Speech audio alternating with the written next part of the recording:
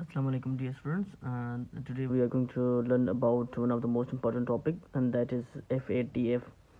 The FATF एक organisation है जेका स्टेट्स के जे terror financing and money laundering के ओवरसी कंदी आहे ताको असां कुछ उन जे बारे में जनरल क्वेश्चन जेके पुछा वेंदा आहिनि पुछा करे सघनि था उन जे बारे में पढ़ंदासीं। FATF जेको स्टैंड फॉर आहे उहो आहे फाइनेंशियल एक्शन टास्क फोर्स।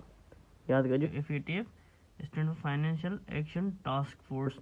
उन खां पोइ असांखे डेट ऑफ एस्टेब्लिशमेंट पुछा कंदो आहे त उहो एस्टेब्लिश कॾहिं थी आहे, हुनजो हेडक्वार्टर जे बारे में जनरल त मेन क्वेश्चन आहिनि असांजा। It was formed in 1989। ठीक है डियर, 1989 में फॉर्म थी आहे ऐं हेडक्वार्टर आहे पेरिस फ्रांस। ठीक है डियर, हेडक्वार्टर कहिड़ो आहे पेरिस में फ्रांस आहे। ऑब्जेक्टिव जे बारे में पुछा कई वेंदी आहे त FATF जो मक़सदु छा आहे मेन, उहो आहे money laundering to counter money laundering and terror financing. ठीक है dear student, money laundering and terror financing तव्हांखे माइंड में रखिणो आहे।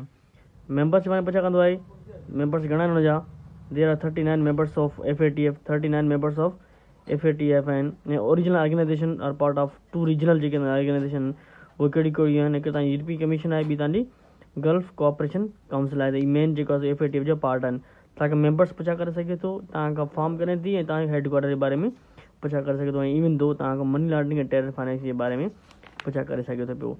उन खां पोइ आहे Pakistan and FATF। Pakistan for the first time placed in the grey list. ठीक है, लिस्ट ग्रे लिस्ट ऐं ॿी ब्लैक लिस्ट हूंदी आहे, त Pakistan first time grey list में कॾहिं वियो 2008 में। 2008 में छा थी जारी कयल आहे, इन टाइम टेररिज्म एक्सट्रीमिज़म जेकी वरी वेव हले पई, त पाकिस्तान खे हिकिड़ो अमेरिकन प्रेशर हुयो FATF खे जेको इस्तेमालु कयो पाकिस्तान जे ख़िलाफ़ु। उन खां पोइ अगेन 2012 खां 2015 ताईं पाकिस्तान खे ग्रे लिस्ट ते रखियो वियो, 2008 में, 2012, 2015 में। ठीक है डियर, पोइ आहे त पाकिस्तान खे थर्ड जेको आहे फोर्थ टाइम पाकिस्तान खे जो ग्रे लिस्ट रखियो वियो उहो 29 जून 2018। FATF placed Pakistan on grey list. Donald Trump जो दौर हुयो त पाकिस्तान खे जेको आहे ग्रे लिस्ट रखियो वियो, प्रेशराइज़ कयो वियो। ठीक है डियर स्टूडेंट्स, ॿियो आहे नवंबर 2021 में there are 23 countries in the grey list of FATF। सिर्फ़ु पाकिस्तान ऐं 23 कंट्रीज़ ॿिया बि आहिनि जेको उहे ग्रे लिस्ट ते आहिनि। ठीक है dear student, 23 countries in the grey list आहिनि। टर्की आहे, Turkey has been added in the grey list of countries on 17 December 2021.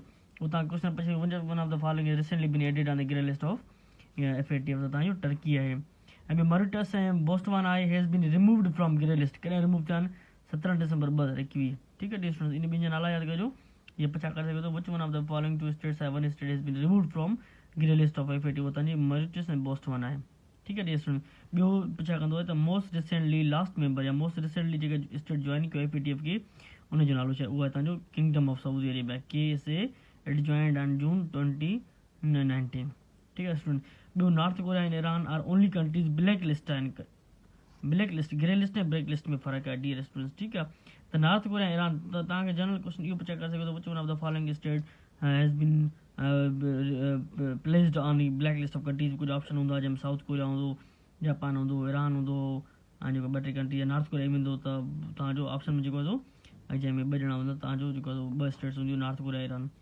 ठीक है डियर स्टूडेंट्स, हीअ असांजो टॉपिक आहे रिगार्डिंग द FATF। इहो जनरल MCQs तव्हां को बि पुछा करे सघे थो, so kindly be prepare for that one.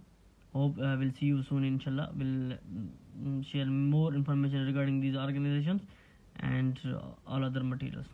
Thank you, Allah Hafiz.